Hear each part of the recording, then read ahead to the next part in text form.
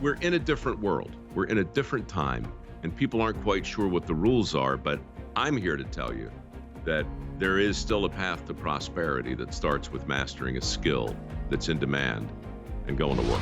Yeah, I don't want to make this too terribly political, because I do think that both major political parties in this country have contributed to it.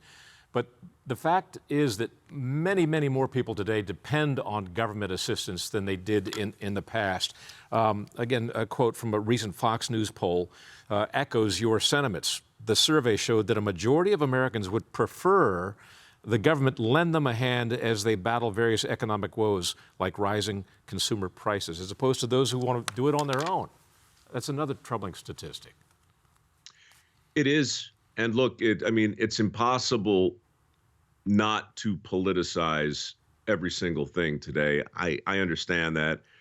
I run a nonpartisan foundation called MicroWorks. I work really hard to try and stay in the middle, but it's increasingly difficult. And even with this topic, Doug, when you talk about 7 million people who are affirmatively not looking for work, who otherwise could work, well, it breaks down like this.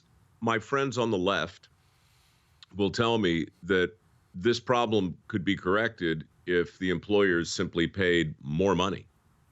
And my friends on the right say, well, this problem is fundamental because those people are fundamentally lazy. And I've got my own opinion, but I suspect the real truth of the thing is somewhere in between. What you were saying earlier about, white collar and blue collar, it touches on this too. I don't think we're living in a time anymore where the color of collars can be as determinative as it used to be. I think it's just work. The number of people who want help right now, they're not looking at resumes. They're not looking where'd you go to school. They'll train you if you need training. It's not, in other words, a skills gap, the way I used to think it was, the way I often used to talk about the problem. It's a will gap. You're talking about people who are opting out because they simply don't possess the will to work. To your point, some of those people are able to make that decision because they're being subsidized in a variety of ways, maybe by the government, maybe by some welfare program. The whole disability thing, unfortunately, is a big topic too. There are plenty of people who are legitimately disabled who are out of the workforce, but the overwhelming number of people collecting disability are doing so for one of two reasons. And Nick Eberstadt told me this as well, and he showed me the data. Back pain or mental anguish. Coincidentally, the two areas that are simply impossible to prove. And so it's very, very hard to know exactly how much shenanigans is going on in all of this. Right. But it's safe to say a fair amount. I wonder in major metropolitan areas if the modern day workplace, I should say, has contributed to this desire not to work, in the sense that, everybody shows up in the office. It's changing a little bit since COVID because people can work out of their homes, but it was and may return, maybe not, to a place where you go into the office, you get in your little cubicle, you stare at the screen. Maybe you'll interact with people and maybe somebody won't like what you say, in which case you go down the hall to visit the HR department and they slap you on the wrist for something you said. And then you go back to your little cubicle and stare at the screen, and you do it for, 40 hours a week, and life is really not rewarding.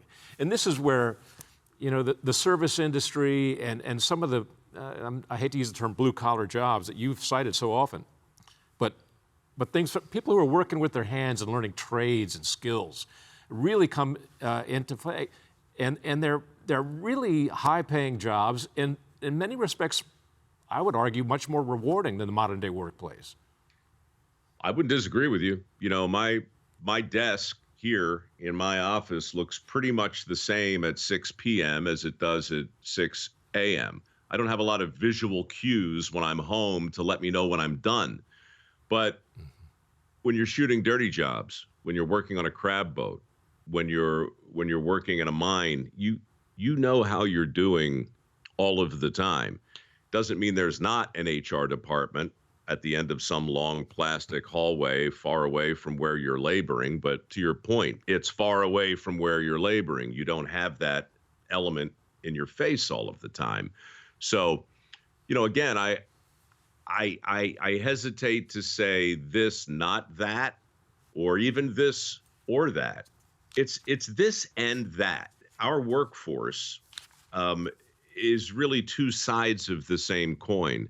And we've put ourselves in a terrible box right now by categorizing what that guy's doing and what that guy's doing right now, not as opportunities, but as vocational consolation prizes, something that people have to do when they're unable to get into the right school, or when they somehow manage to not stay on the preferred path. Mm-hmm. We've put our thumb on the scale, and we have, as a result, consigned a whole category of really important jobs into something subordinate to all of the other jobs.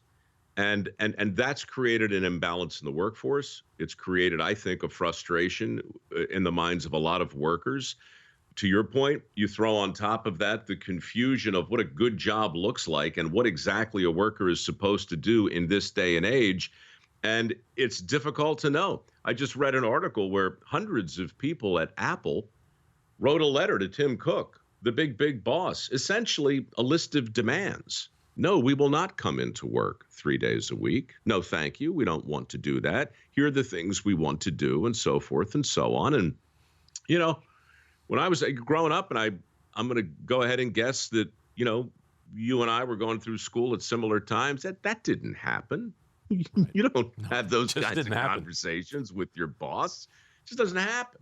Right. So we're in a different world. We're in a different time, and people aren't quite sure what the rules are. But I'm here to tell you that there is still a path to prosperity that starts with mastering a skill that's in demand and going to work. Has your endeavor in this regard resulted in measurable benefits? I mean, have you been able to quantify what you're doing? It's a great question. It's a great question, and it's a hard question to answer without sounding glib. Mm-hmm. But it's a micro issue and a macro issue, no pun intended. My foundation has assisted 1,700 people. We give away a couple $1 million a year in work ethic scholarships, specifically to people who don't want to go to a 4-year school, but who want to pursue these trades. So I can tell you on a micro level, I can tell you 1,700 stories about 1,700 lives that have been transformed for the better.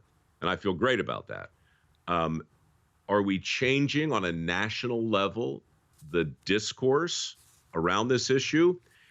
I think we are starting to move the needle. Mm-hmm. I've been at this now 15 years. I've been to Congress, I don't know how many times. I've talked to a lot of CEOs and a lot of big companies about what has to happen to reset the table. But it's really difficult on a big level to know what kind of impact you're having. The politics are constantly changing. The metrics are constantly evolving. People will always point to different sets of numbers that indicate different trends, right?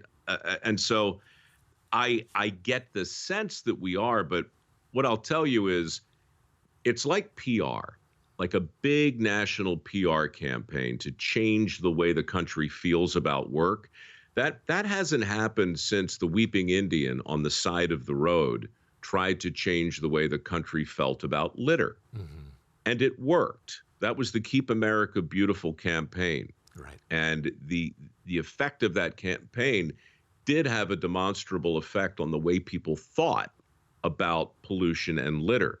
But it took about 15 years. It takes a long time to get people to think differently about a career as a plumber. You've got to attack stigmas, stereotypes, myths, misperceptions. Mm-hmm. It's work.